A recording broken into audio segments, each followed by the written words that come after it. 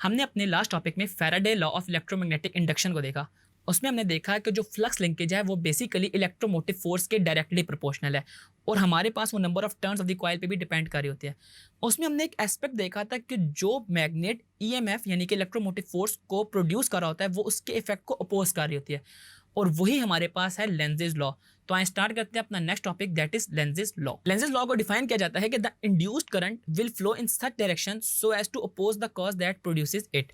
कि हमारे पास जब भी वो इंड्यूस्ड करंट है वो अपने ही इफेक्ट को अपोज कर रहा होगा, कि उसकी डायरेक्शन उसके ऑपोजिट होगी। इसी वजह से हम इसके साथ नेगेटिव साइन हम लगा रहे होते हैं। अगर आप इस डायग्राम को देखें तो आप देखेंगे कि हमारे पास कॉइल जो है एक गैल्वेनोमीटर के साथ अटैच है और इसके नज़दीक जब हम एक परमानेंट मैग्नेट को लेके आते हैं तो परमानेंट मैग्नेट का जो नॉर्थ पोल है वो हमारे पास कॉइल के अंदर भी नॉर्थ पोल इंड्यूस्ड कर देता है, ठीक है। और वही जो कॉइल हम या उस परमानेंट मैग्नेट को एक दूसरे से दूर करेंगे तो वो वाला जो पोल होगा या वो एंड होगा वो नॉर्थ पोल के बजाय हमारे पास साउथ पोल बन जाएगा।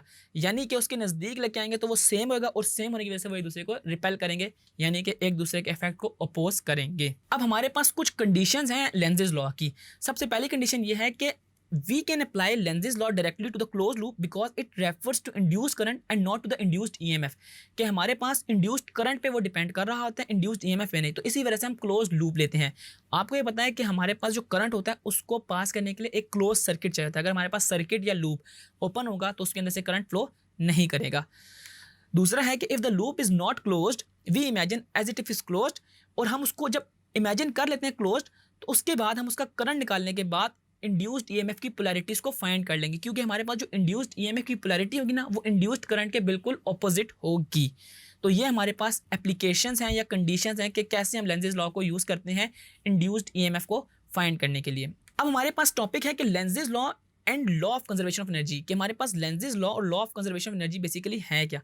Law of conservation of energy आपको याद होगा, आपने प्रीवियस क्लासेस में पढ़ा है कि energy can neither be created not destroyed but it can be change from one form to another. अगर फॉर एग्जांपल आप उसको लेंजेस लॉ के साथ देखें तो अगर आप एक परमानेंट मैग्नेट को कॉइल के नज़दीक लेके जाएं तो हमारे पास वो हम उसके ऊपर एक मैग्नेटिक फोर्स लगाते हैं।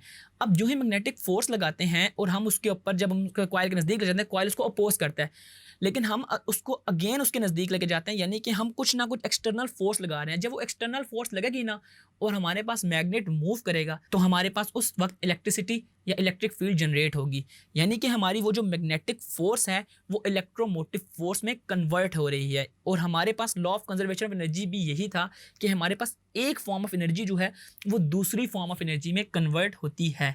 तो ये था हमारे पास रिलेशन लेंजेस लॉ में और law of conservation of energy में। इसके अलावा हमारे पास हम इसकी डायरेक्शन कैसे निकाल सकते हैं उसके लिए हम यूज़ करते हैं फ्लेमिंग राइट हैंड रूल। अब फ्लेमिंग राइट हैंड रूल हम कैसे यूज़ करते हैं इंड्यूस्ड ईएमएफ की डायरेक्शन को फाइंड करने के लिए। Stretch out the four finger, middle finger and thumb of your right hand so that they are right angles to one another. कि हमारे पास हमने अपनी फोर फिंगर, मिडल फिंगर और अपना थंब म्यूचुअली परपेंडिकुलरली स्ट्रेच करना है, ठीक है जी। If the four finger points in the direction of magnetic field, thumb in the direction of motion of a conductor, then the middle finger will point in the direction of induced current। कि अगर हमारे पास इसमें हमें ये चीज़ पता चल जाए कि जो direction of motion of conductor तो आपको पता है, उस डायरेक्शन में आपने अपने थंब को रखना है और मैग्नेटिक फील्ड जो फोर फिंगर, तो हमारी जो मिडल फिंगर है ना वो इंड्यूस्ड करंट या फिर इंड्यूस्ड ईएमएफ की डायरेक्शन को बता रही होगी। तो अगर आपके पास पेपर में क्वेश्चन आता है कि आप इंड्यूस्ड ईएमएफ या इंड्यूस्ड करंट की डायरेक्शन कैसे फाइंड करते हैं तो उसमें आपने फ्लेमिंग राइट हैंड रूल को बता देना है। अब इसके बाद आए एग्जांपल को सॉल्व करते हैं बेसिकली कि हम इसके ज़रिए क्या कुछ फाइंड कर सकते हैं। अभी बस क्वेश्चन है कि at what rate would it be necessary for a single conductor to cut the flux in order to that a current of 1.2 milli ampere flows through it when 10 ohm resistor is connected across its end. कि आपने इसमें flux निकालना है कि अगर हमारे पास इतना current इतने ओम रजिस्टर से गुजर रहा हो, ठीक है जी। आपके पास जो इसमें गिवन डाटा है वो है करंट कितना है मेरे पास 1.2 मिली एम्पेयर्स, और इसके अलावा आपके पास रजिस्टर गिवन है वो है 10 ओम्स, और आपने इसमें फ्लक्स लिंकेज या फ्लक्स को फाइंड करना है। आपको फ्लक्स का फार्मूला पता है, हमारे पास जो फ्लक्स होता है वो एन डेल्टा फाइव और डेल्टा टी के इक्वल होता है या हमारे पास ई के इक्वल होता है। इसमें सबसे पहले हम ई को यानी कि जो इलेक्ट्रिक फील्ड या इलेक्ट्रोमोटिव फोर्स है उसको हम फाइंड कर लेते हैं। ई जो है हमारे पास क्या है, ई जो है वो आई आर के इक्वल होता है। आई है मेरे पास 1.2 मिली एम्पेयर, 1.2 इंटू 10⁻³ हो जाएगा, और आर है मेरे पास 10, और जब ये आपस में मल्टीप्लाई होंगे तो 10⁻³ 10 की पावर 1 से ऐड हो जाएगी, यानी कि इसकी पावर्स ऐड हो जाएंगी, तो हमारे पास आंसर आएगा E is equal to 1.2 into 10⁻⁻², और इसके यूनिट्स हमारे पास होते हैं वोल्ट्स। ठीक है जी।